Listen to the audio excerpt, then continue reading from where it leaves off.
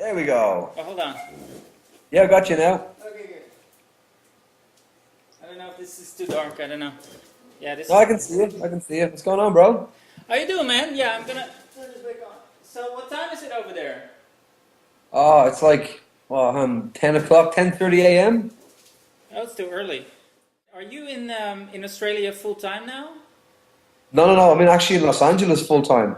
Oh, And I've just come back 'cause I had a couple of gigs to do, and then we have the ARIA Awards, which is I suppose the equivalent of the AMAs, maybe in America. It's the Australian Music Awards. okay. So that's next week. So I came back for that as well because I'm nominated for a couple of awards, and we're still waiting to find out. We're going to find out tomorrow. There's a possibility of myself, Kevin Rudolph, and Ayaz. Remember, Shawty's like a melody Yeah, in yeah. my head. The three of us doing like a big montage performance together of our three hits because the three songs we had were all number one in Australia, and we were going to do like kind of a singing together and singing each other's songs. So we're waiting to find out if that's all going to come together on Monday, and if not, I'll come home, and if it does, I'll stay around and go to the areas. Is Delta gonna come with you? No, she's not. She is so elbow deep in her album at the moment. She doesn't leave the house because we got a new studio in the house. So she literally just wakes up in the morning. She's down at the piano. She's writing songs. She just doesn't leave. She's so engrossed in the album right now. Yeah. She can't take time out. Because I was in Australia 2 weeks ago, and I couldn't turn on the news, and it was all about your pending wedding and all of the speculation and all of that good stuff. It's so hilarious. We get it every day. You know, it's hilarious. We got engaged. God, I don't even know how long we've been engaged now. It's been a few years, but we get the question every day, when is the wedding? When is the wedding? We're like, look, when we're going to get married, we're going to tell you, you know?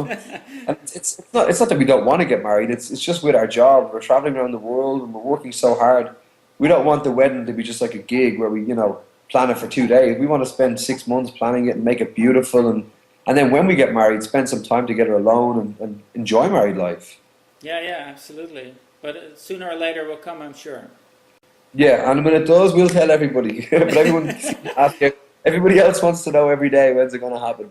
So tell me a little bit about Wall of Sounds, because you were talking earlier about sort of synth music and sort of that was sort of is the sound of the record.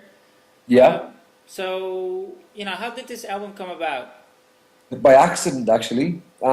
I just finished the kind of I just finished the cycle of my last solo record, Set in Stone.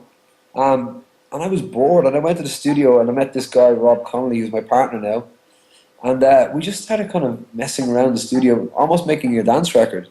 And originally the plan was that we would write and produce this whole dance record, and then we get like different featuring vocalists to sing all the songs. So it's sort of like a Mark Ronson kind of a vibe, where he makes the music, writes the songs, but doesn't perform them. And it went through numerous changes. It went down to we were actually going to be a band, and I was going to be the singer, and the two of us perform kind of Savage Garden style. And it went on, and then in the end, actually, it was Universal, the label, were like, look, we really, really love this record, but at first we were like, this can't be your record because it's so far removed from what people associate with a Brian McFadden record. And when I played them, Just Say So, everyone just went, you know what? It's so different, but it's a hit. For them, it's like this. It's a hit song. You can't get away from it. And there was a lot of people in the label were really confused and they were really nervous about releasing the record. And we put it out, and it was the biggest selling single this year in Australia. And then all of a sudden, everyone's like, "Well, that's what you got to do then." It's obviously what's working for you.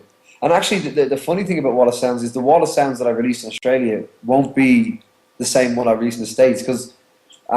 When I put out Just Say So, as I started to go along, I've probably got another 9, 10 new songs that will probably make the album. So I reckon the record that will come out in America and in Europe will probably be, maybe 3 or 4 songs off the current Wall of Sounds record, and then the rest will be all these new records I've written. Oh. So the additional songs that you're doing for this alternate version of the record, are those also songs you're doing with Rob Conley, or?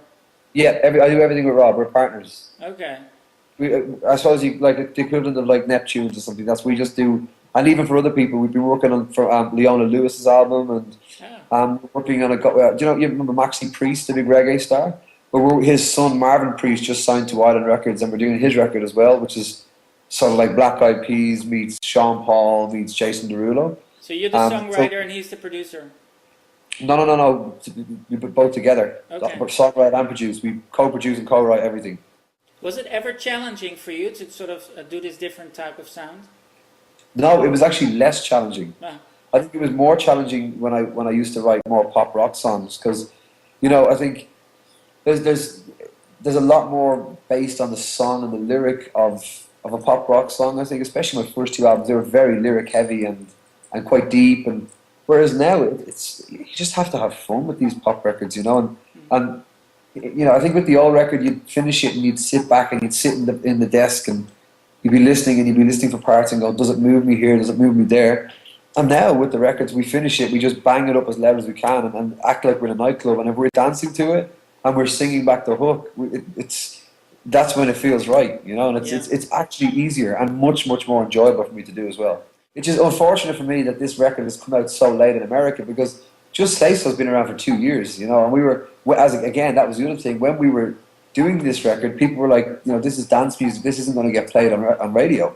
And obviously, you know, it's taken so long to get it all together and you know, to work out the American deal and the European deal. And it feels really weird now. Just Say So coming out now, even though it's got that four on the floor dance beat, kind of feels like, well, there's lots of other songs like that on the radio, you know, with Teo and Jason and Katy Perry and what's her name, Kesha. Mm-hmm. But when we originally wrote Just Say So, there was nobody else doing it. It was coming off the back of that kind of pop rock thing again.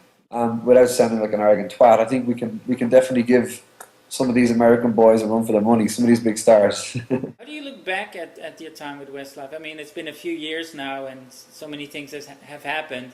How do you look back at that experience? What has it taught you mostly? It was an amazing time. It's actually funny you said that. I was actually watching a couple of old Westlife videos last night on YouTube. I still watch old videos and I watch some DVD tours and stuff like that. And yeah, I loved it. I loved every second of it. You know, I went from working, you know, at a security guard at McDonald's to traveling the world with former best friends, you know, meeting the Pope, playing, you know, football stadiums, doing these most ridiculous things that you know, and for an Irish kid, these are things you just seen on TV or in the movies, you know, real pop stars. And for us to be pop stars was a joke to us. It was a laugh. When screaming girls would be waiting at airports, we could never get our head around it. It was quite hilarious to us. You left it though. You left it. Yeah, I left it because I wanted to make my own music, and you know, I had some personal things in my life as well. And Westlife's a hard job, you know. I think being a solo artist, you know, I can spend 2 years making a record and take my time with it and enjoy my life, enjoy my family, and you know, have a good balance. But Westlife, it is all about Westlife. And when I was in Westlife, every single day was about Westlife. What are the plans for the US right now? Well, the song's gone to radio, so I suppose it's in the hands of American radio at the moment. You know, as soon as they start playing it, I suppose I'll start going to visit radio stations and see how it goes. But there's not really much we can do until people start to hear the song. I would like it to be here because I would like to go and play gigs in America. I think that's, you know, it's all fine hearing the song on the radio, but I think my thing is when I get on stage and try and entertain the crowd. So I hope it works so I can do that. Things are going really well for you. You seem happy. But you know what? Even when things weren't going great, I was still always happy. You know, I count myself as a very, very lucky guy. You know, as I said to you, 12 years ago, I was standing outside McDonald's doing security for $4 an hour.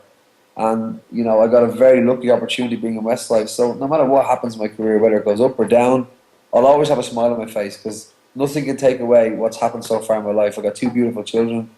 So it's not. I'm not happy and smiling because my career's going well or any of that. I'm happy and smiling because I'm a lucky guy. Yeah. You've got my number. Call me when you get there. And if you ever want to speak again, just give me a bell. All right, I will do that. Thank you very much and have a great Saturday. You too, bro. See you later. Bye-bye. Bye.